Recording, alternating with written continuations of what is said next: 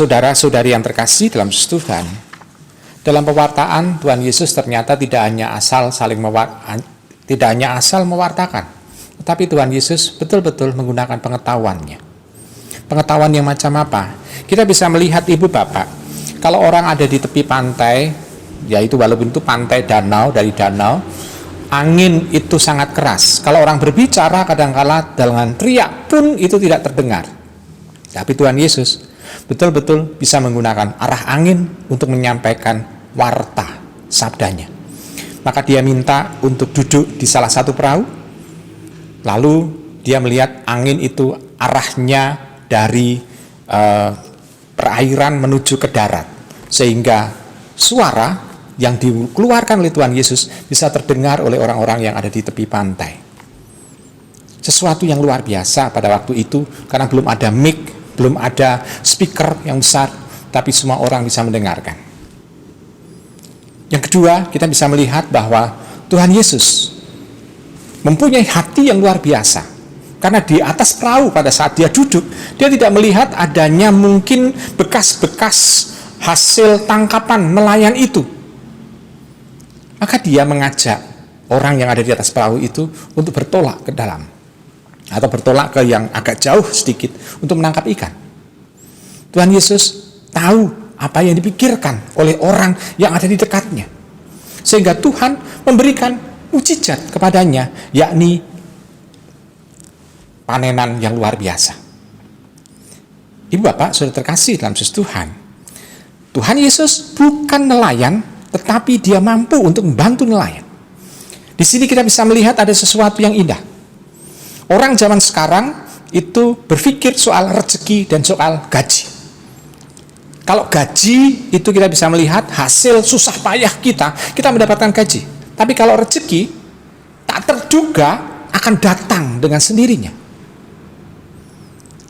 Kalau gaji kadangkala dalam satu bulan kita mengalami kekurangan.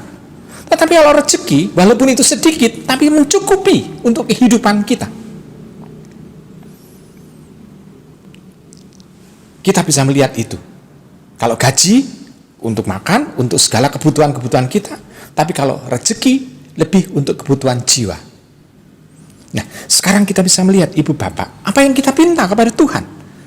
Kita bisa melihat masa pandemi ini kita seringkali dibingungkan dengan situasi, saya harus mencari sesuatu nasi.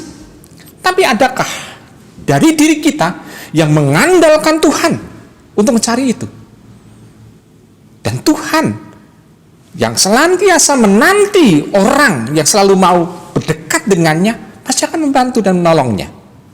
Simon tidak pernah minta kepada Tuhan supaya diberi rezeki ikan yang banyak itu.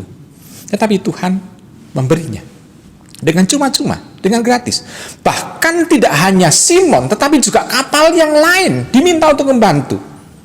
Berarti tampak rezeki yang diberikan kepada Simon itu berlimpah ruah dan bisa untuk nelayan-nelayan yang lain. Demikian juga dengan diri kita. Bila kita mendapatkan rezeki dari Tuhan, rezeki itu bukan juga melulu untuk diri kita, tetapi untuk orang-orang yang ada di sekitar kita. Saling berbagi itu ada. Dan Tuhan memberikan sesuatu yang indah untuk Simon, yakni mengikuti dia.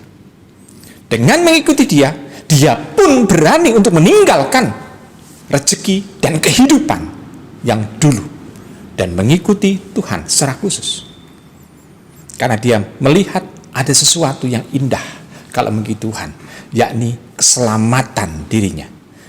Dia tidak hanya mikir, saya tidak perlu cari makan lagi, bukan itu, tetapi keselamatan, bahwa dia ditanggung hidupnya oleh Tuhan sendiri.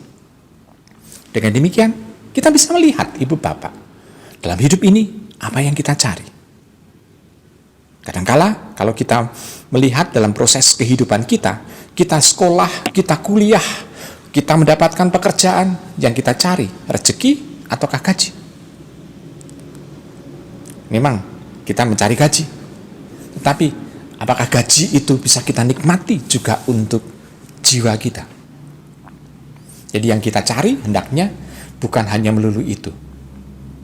Maka dalam bacaan Injil ini mengajak kepada kita supaya kita jangan takut walaupun situasi sekarang adalah situasi yang sulit.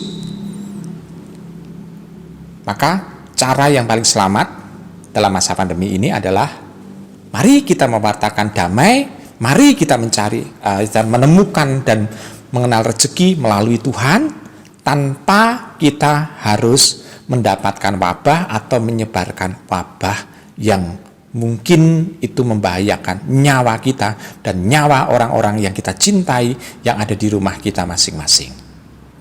Jadi kita berusaha untuk berbuat yang baik, tidak hanya baik untuk diri kita, tetapi baik juga untuk sesama kita. Selamat merenungkan.